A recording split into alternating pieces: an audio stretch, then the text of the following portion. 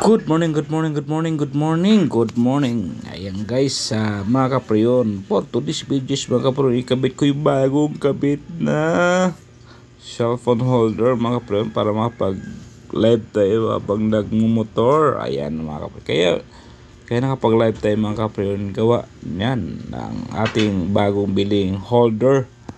So ayan na hinihimay ko na at kinukuha ko ng mga tornilyo, bolt and nut. Ayan, kakabit ko na yan mga kaprayon dyan dahil excited ko nang magagamit yan sa mga long ride. Pwede ko nang magagamit yan dahil mayroon siyang charger, pwede siya mag-charge sa cellphone dyan. Kaya thank you Shopee sa sponsor. Ayan mga kaprayon, matagal natin kakabit yan dahil medyo nanibago tayo dahil medyo mabigat. At yan ang mga kapriyon, nakabit ko na ang tornilyo at isa-isa nating ikabit yan hanggang matlagay yung dalawang tornilyo mga kapriyon. Yan, medyo kinakapa ko pa yan mga kapriyon kung saan ba talang posisyon nya, pero sa una nang lagay mintis. Yung maghahanap tayo ng ibang paraan. Ayan o, natumba siya guys mga kapriyon. Di natin nalagay yung washer at yung nut. Ayan, higpitan natin ng Allen key. Yan, Allen key pala yung mga kapriyon. Ay, open rinse, open rinse.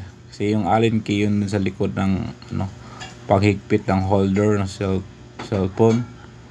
Ayan, higpitan natin yung mga kapriyon para magamit na natin yan. Ayan, nahulog na naman yung open. Hindi pwede pang pang seaman. Ayun, nahulugan tayo ng tolls. Ayan. Ayan mga kapriyon. Ayan na. Nahulog na naman. My God. Nahulog ating charger. Ayan na, higpitan natin yan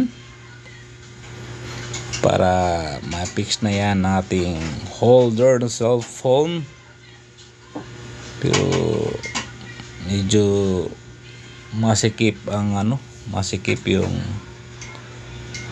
tornilyuhan. Tiyaga-tiyaga lang mga kapriyon. Ayan,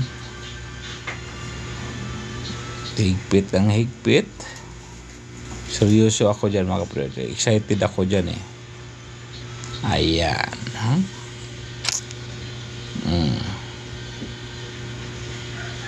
ayan,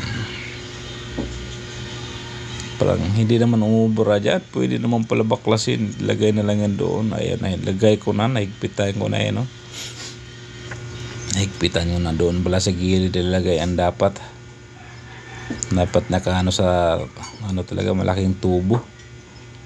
Ayan, at kakabit na natin cellphone na holder. Ayan mga kapriyon, yan na, nigpitan ko na para hindi matatanggal talaga mga kapriyon. Ayan, alright. Ayan, konting-konti na lang, may ilagay na natin yung ating bagong magamit ating bagong holder.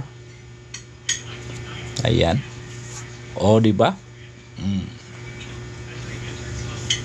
Pwede natin gagamitin yan bukas mga kapriyon, bukas at hanggang kailan. Ayan, at yan, ligpitin natin ating mga extra na gamit para sa sunod pwede natin gamitin sa iba. Ayan mga kapriyon, tilagyan natin yung takip dyan para di mapasukan ng tubig, para di kalawangin. Ayan na mga kapriyon, thank you for watching. Sana nagustuhan yung aking new voice over dahil maingay ang surroundings. Ayan,